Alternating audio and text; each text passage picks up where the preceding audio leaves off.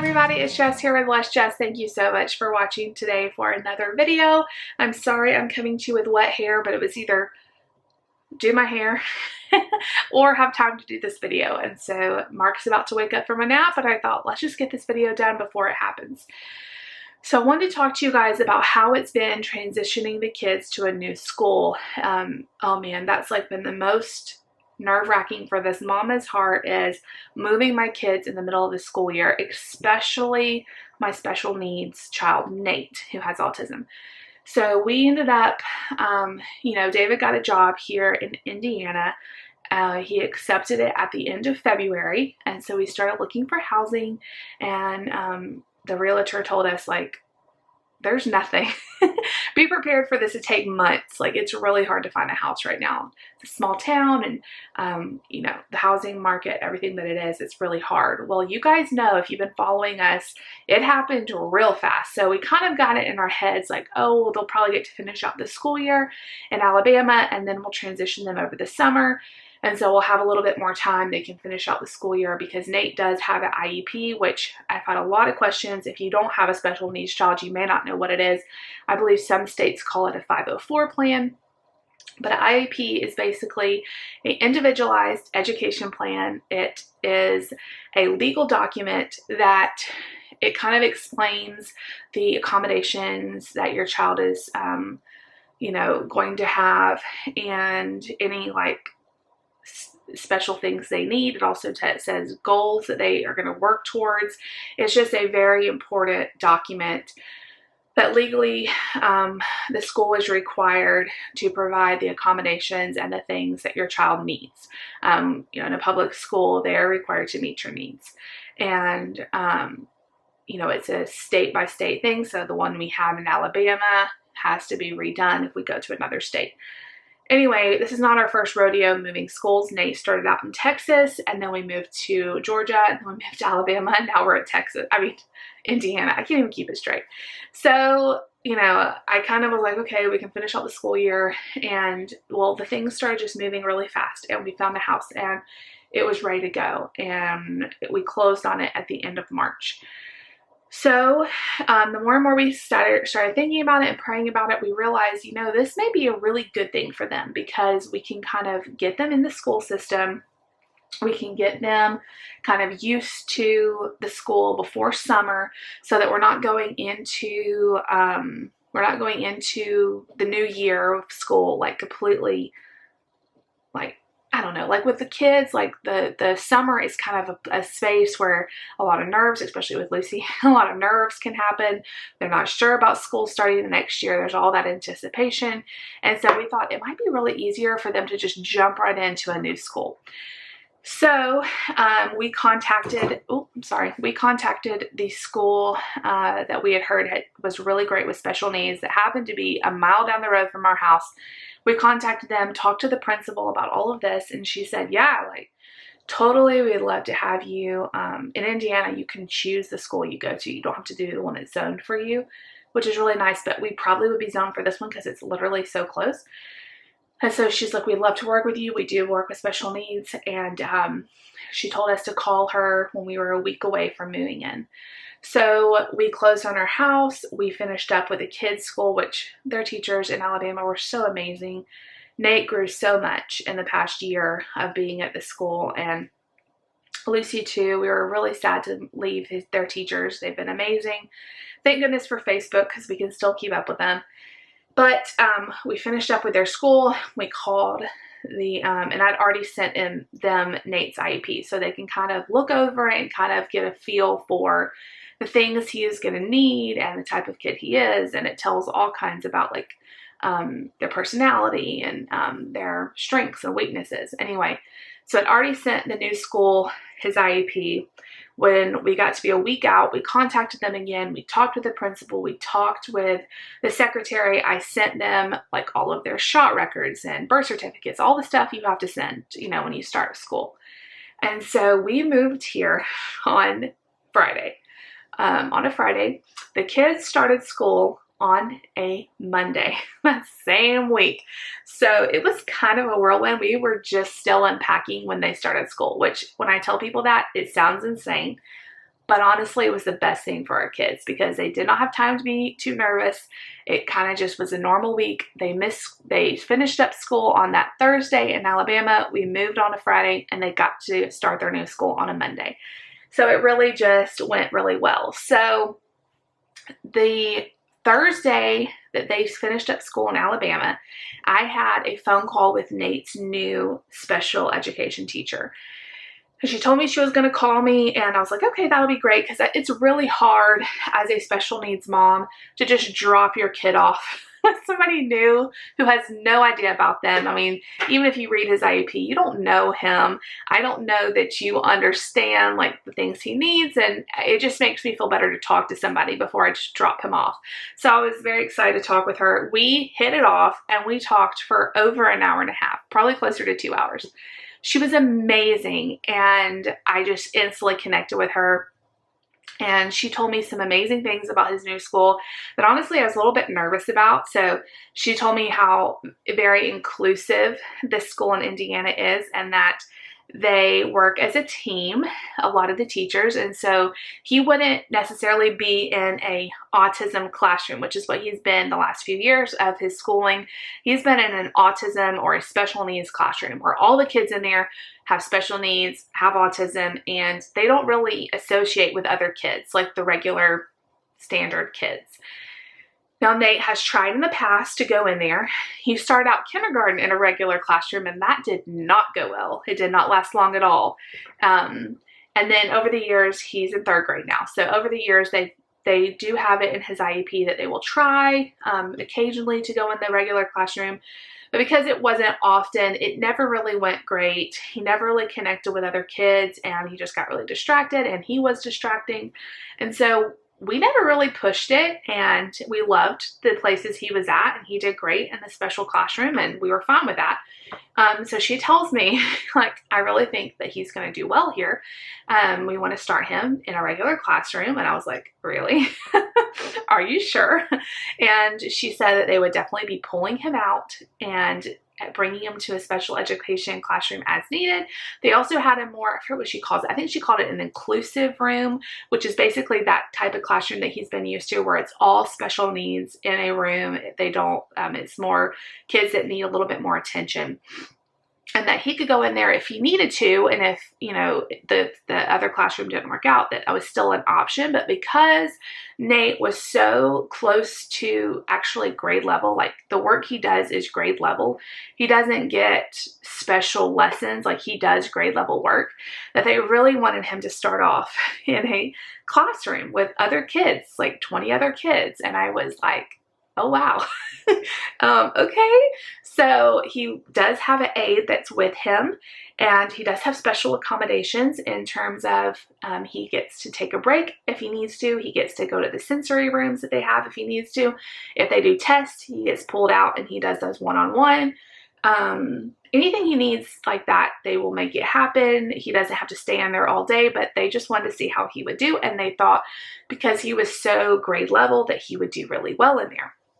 And she was telling me how the kids are used to special needs children in this school because they're around them a lot, which made me so excited because Nate really has not had that much interaction with other kids. He's never really seemed interested in it, honestly. We get excited if we hear that he's just played with another kid on the playground, just because it doesn't happen very much. So I was like, okay, if that's what you guys think. And she told me, like, whatever he needs, we will figure it out. If this doesn't work, we will create a plan that will work with him. And we talked about, she literally asked me any kind of question you could ever ask about anybody. What are the food? How does he do at lunch? How does he do in the bathroom? How does he do? What are his interests? What would he do? If he didn't want to do something, what would he do? And we kind of just talked all about Nate for like 2 hours, and it was amazing. And she had looked over his IEP, and the IEP is very clinical, so it's hard to get her feel for like the actual child, I guess. So on his IEP, there's like something that says like he would fall on the floor if he didn't want to do something. And she's like, okay, tell me what that looks like. Because for some kids, that could be a full-on tantrum in the floor where they're hitting and kicking. And No, Nate just drops to the floor and says no. He doesn't want to do something sometimes. And so I was telling her that. She's like, okay, okay. So it was really good to get to talk to her in such depth before we started. So Monday came and it was school day, and we have been talking the kids up about their new school. The other thing I forgot to tell you is they both were going to ride the bus, and they were both going to get to ride the bus together, which was so important to us. Nate rides a special needs bus, and so Lucy's never been able to ride with him. He loves the bus. And so I didn't want to not let him ride the bus because I would have to pick up Lucy at school. So because they let them ride the bus together, they both got to ride together, and it was like so exciting. So they were excited about that. We have been talking about with Nate and Lucy about their new school. Of course, Nate was full on excited. Like, he was just ready to go. Lucy was very nervous because she left friends and teachers that she really loved. And I knew after the first day that she would be fine, but the first day would be hard for her. So the first day comes, and they told us that we could bring them to school and that they would give us a full tour, and then we could leave them for the first day, and then they would put them on the bus to take them home.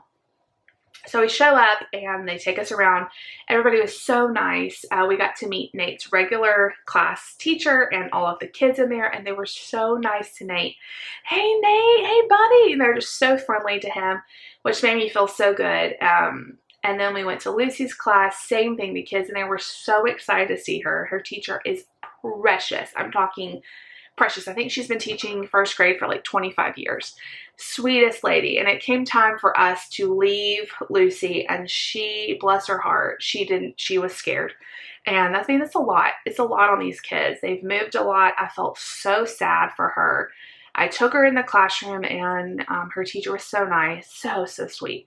And Lucy just started crying and like holding on to me crying. And they like ripped her out of my arms, and it made me cry because I was just thinking like COVID and then moving to Alabama and then us leaving Alabama to come here. This poor child, what have we done to our child? I felt so bad.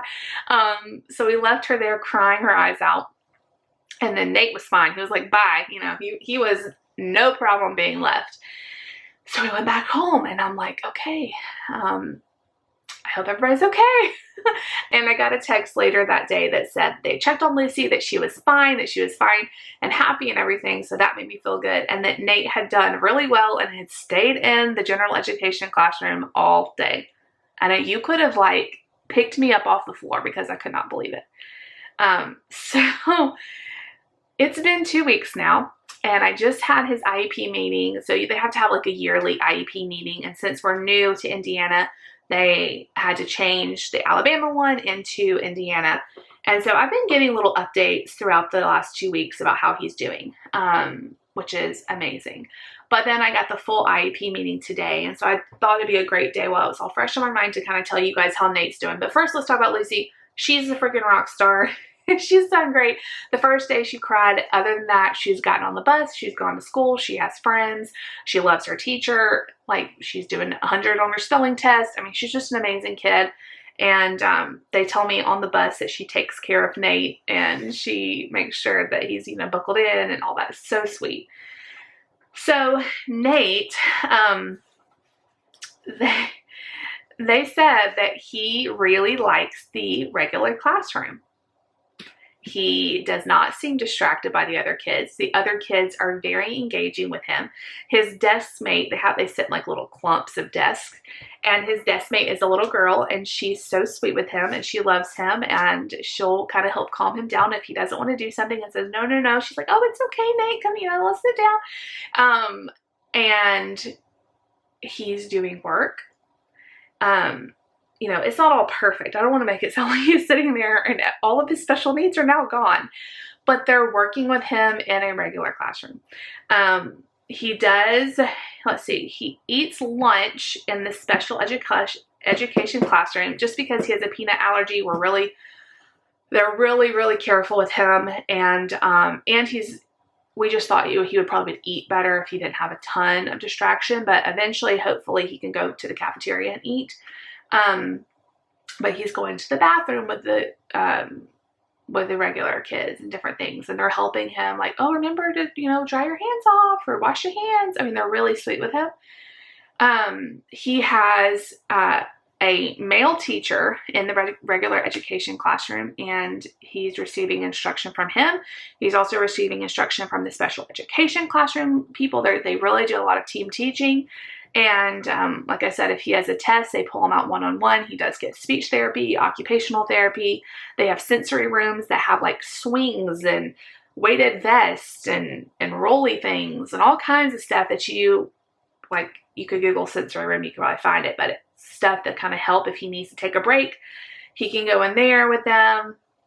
A few times he's asked them to take a walk, and so they'll take him on a little walk, and they'll bring him back just enough to kind of get a breath and come back, and he's done great. So I can't believe it, you guys. I never thought that this would be happening, but he's doing amazing. And the teacher that he has that I've been talking with, she's amazing. And she basically told me, I am making accommodations for Nate, and I haven't had to make any allowances for him. So basically he's doing grade level, all the work that he should be doing. We're just, you know, maybe letting him type it instead of write it, maybe giving him more one-on-one when it terms of tests, as opposed to doing it in his seat. You know, because when he tests, he likes to read aloud the questions and not read them internally. So that's why he tests separately. And so I thought that was great how she said they're making accommodations for him, but they haven't had to make allowances, which they will if he needs them. But he's performing on grade level. Another really cool thing is, so they have a lot of scripts and cues, I think they call them cues, to kind of guide him through the day. He has a pretty strict schedule that even has bathroom breaks in it. And he knows how to follow his schedule, even after 2 weeks, which I think is awesome. And so he kind of knows what's coming. They do a lot of first this, then then, first then stuff. So if he doesn't really want to do reading, they'll kind of show him, well, first we're going to do reading, and then you'll get to go do whatever that he really wants to do, which right now he's really loving math. That's his new obsession. So they're putting all of this into a binder for him. So there's a lot of cues they have to do with him. Like, okay, in a normal classroom, the kids in there know how to open up Google Classroom, and they know how to log in, and they know how to do all these things. Well, Nate doesn't, and he needs help with that. So they're cueing him how to do it. Okay, first we're going to go to this. I want you to click on that. It's going to, okay, now can you find this or whatever? So they're doing it verbally with him, but they're also showing him in his binder how to do all these things. So the goal is eventually he will be able to be more independent, because he'll have his binder. It'll tell him kind of the steps to do, and he won't have to be verbally cued. So hopefully he can sit in his desk and he can do what everybody else is doing, but he'll just open his binder and go through it like that. And so I think that's really cool. They said that he prefers a regular chair. They tried like the bouncy chairs and all this, and he just likes the regular chair. He's sitting there. I just can't believe it, you guys. Like, I love my kid, and I always like hope for the best for them, of course. But if you have told me that this child, because I know him, I've seen him, I've met him, he just has a lot of energy, and I would have not thought that this would have been possible for him to sit in a classroom of 20-something kids and be able to do work and to listen. But he's grown so much in the past year. And I have a video where I sat in the car a year ago. It was almost exactly a year ago, and cried my eyes out thinking about leaving our church and our school in Georgia and what it was going to mean for Nate, and being heartbroken that we were like somehow gonna ruin him, you know, by moving him. And you guys, over the last year, he's done nothing but grow. And so I'm just so happy. I'm so amazed at how God has used this year, and it has grown him up, and he's so much better than when we started. And when I think about where we were last year with COVID and being at home and having to homeschool him we had a newborn at the time, it was so hard. And then moving and all the things he's been through, but he has persevered and they are just loving it. They said that he fell on the floor one time because he didn't want to do something because that was on his IEP, remember? And she was like, okay, and she just kind of walked away and he just got up and followed her. And she said he did it one other time the next day about something, and she said they haven't seen it since then. So he's not even doing that. Sometimes he will say no, no, no if he doesn't want to do something, but they can pretty easily redirect him and remind him, well, once we do this, we'll get to do this. And I guess I'm just trying to say that the school is very positive. It's very inclusive. All the kids are excited to have a special needs child in their classroom. And that just makes me as a mom feel so good. Actually, one of the little girls in his classroom goes to our church, and she was telling us, or telling David, yeah, Nate's in my class and he doesn't talk a lot, but we love playing with him. And at one time, the teacher told me that he was telling them all jokes. So they think he's hilarious and they love him. And it just means so much to David and I because, you know, when you have a special needs child, you're always worried that they're going to be made fun of or, you know, they're not going to be treated. It's hard to talk about. They're not going to be treated well, but to hear all these positive things, it just makes me so happy that this day and age, people are raising their children to accept people that are different than them. And that's how I want my kids to be raised too. And, you know, we're all the same on the inside and God created us all. And that's what these kids are showing me. There's so much love and acceptance and it makes me so happy. So they're doing so well. I don't know what else to say. I know that every day is not going to be perfect. And, you know, sometimes, you know, there's still goals that he's trying to reach. I think right now they're trying to get him to do 5 minutes of schoolwork that he doesn't like without any help. And it's still a challenge. He's not wanting to do like reading is something that he doesn't always love to do, but he loves to read, but not stuff that they want him to read, like Little House on the Prairie or something. He doesn't want to read that. So they have to constantly like sit there and guide him through it. So their goal is to get him to do 5 minutes uninterrupted, like focused work of something he doesn't like. Right now, I think that he'll do typing for longer than that because he likes to type. He loves to do math. He would do that over 5 minutes by himself. But they said that, you know, they're working with him to just sit at his desk and do work independently, which is a huge goal for him. And I'm just so thankful for the people God's placed in our path. We knew when we moved to Indiana, it was a God thing. Like we just knew this was the right church and this was the right job for David. And I knew God would prepare a place for my kids.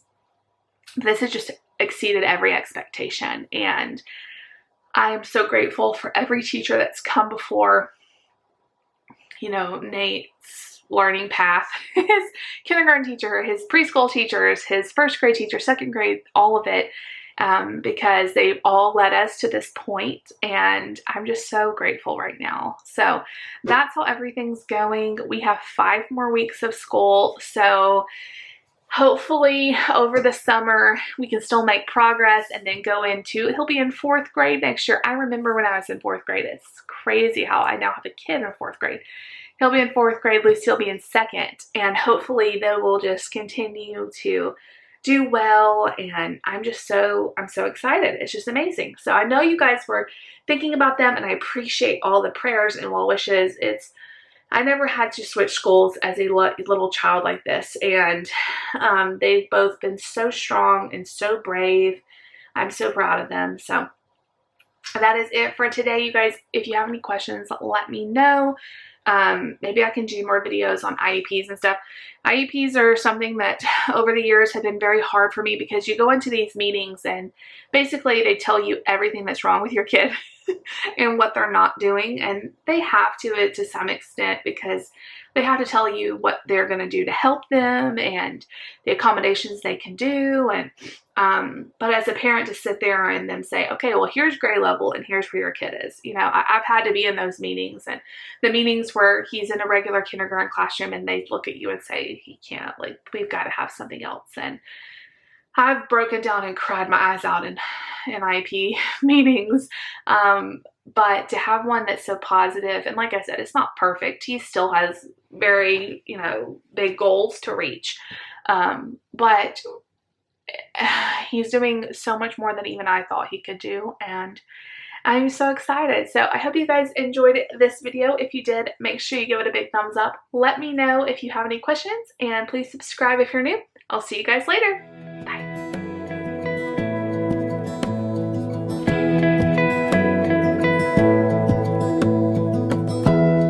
Give me love, give me all your love, oh, 'cause I want you. No one else makes me feel this way, don't know